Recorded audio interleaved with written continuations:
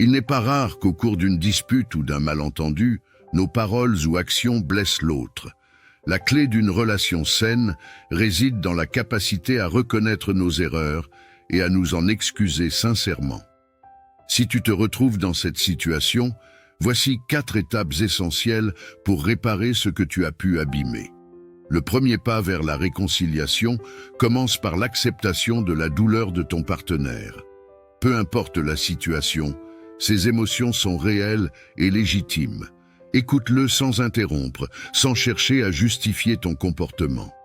Prendre conscience que l'autre souffre est un acte d'empathie qui montre que tu valorises ses sentiments. Cette reconnaissance est le fondement d'un dialogue plus ouvert et apaisé.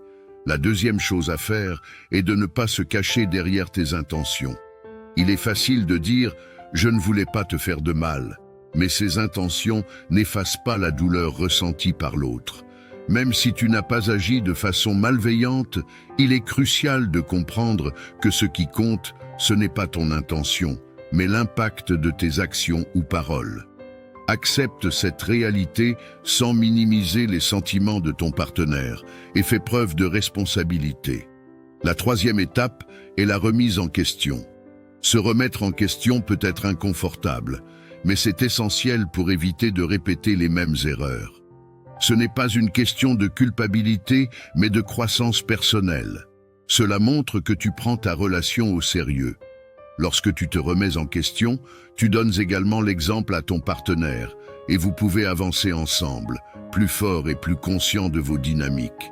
Enfin, la dernière étape est de faire preuve d'humilité. Dans une situation où tu as blessé l'autre, l'humilité est ta meilleure alliée.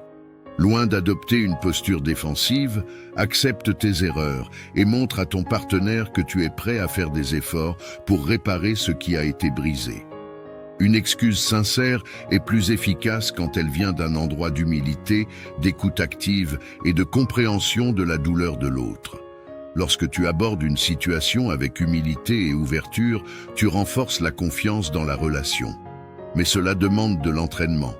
C'est un processus qui se construit à chaque conversation, à chaque échange. Il est important de comprendre qu'une dispute n'est pas forcément un échec, mais une occasion de se comprendre davantage, de se rapprocher. Et si tu veux apprendre à calmer une dispute qui dégénère dans ton couple, j'ai écrit un e-book qui regroupe 10 phrases capables d'apaiser une tension qui émerge. Il est totalement gratuit et tu peux retrouver le lien dans la description de la vidéo. Alors n'hésite pas à le télécharger si ton couple en a besoin, mon ami.